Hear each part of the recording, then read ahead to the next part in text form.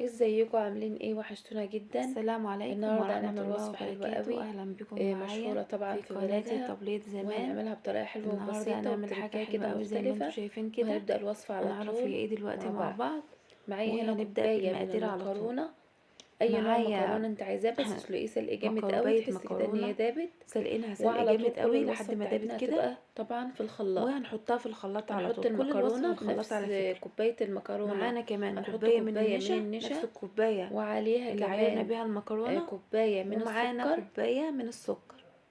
وكمان عليهم كوبايتين كده لبن عشان نضربهم بقى في الخلاط لا لا، طبعا. كوباية او كوبايتين براحتك، المهم ايه يتضربوا يعني في الخلاط. ومعانا كمان هنا التركية بقى اللي احنا حاطينها احنا يعني كيس كريم شانتيه عشان يعزز الطعم اكتر. ممكن ما تحطوش عادي، الوصفة اصلا الاصلية ما فيهاش ده، بس احنا قلنا ايه نعزز الطعم بتاعها شوية. طبعا هتتضرب في الخلاط، هتبقى بالشكل اللي انتوا شايفينه ده. وهنا بقى هنجيب كيلو ونص من الحليب.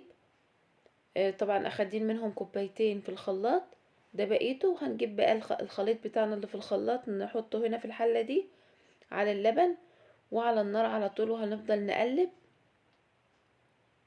لحد لما القوام بتاعها يتماسك، وهنشوف دلوقتي بقى عامل ازاي. هنا خلاص بدأ الخليط يتماسك اهو. هنطفي بقى عليها النار. بعد كده هنجيب صينية ندهنها سمنة وننزل بالخليط زي ما احنا شايفين كده، ونسويه في الصينية بتاعتنا. وهنسيبها تهدى شوية وتبرد لحد لما تجمد كده من فوق وتعمل قشرة كده زي ما انتوا شايفين. حطيت ايدي عليها لقيتها جامدة جدا. خلاص يعني ايه كده كده الخطوة دي بتبقى بتخلي الصينية دي تنجح معاكي يعني. معلقة سمنة بلدي بقى وبالفرشة كده وندهن الصينية بتاعتنا. وشوية سكر بقى، لو السكر عندك خشن حاولي تطحنيه. انا هنا جبت شوية سكر ورشتهم فوق بقى الصينية كده من فوق. ممكن بدل السكر تحط عسل ابيض، بس احنا بنعمل يعني اللي في الامكان اللي اي حد موجود في كل بيت يقدر يعمله. وعلى الفرن بقى وهنشغل الشواية بتاعتنا عشان توصل للون اللي انتوا شايفينه ده. ولو الوصفة عجبتكم ما تنسوش بقى اللايك والشير والاشتراك طبعا في القناة. دي طبعا الوصفة دي العزيزية الدمياطي، طبعا كلكم عارفينها.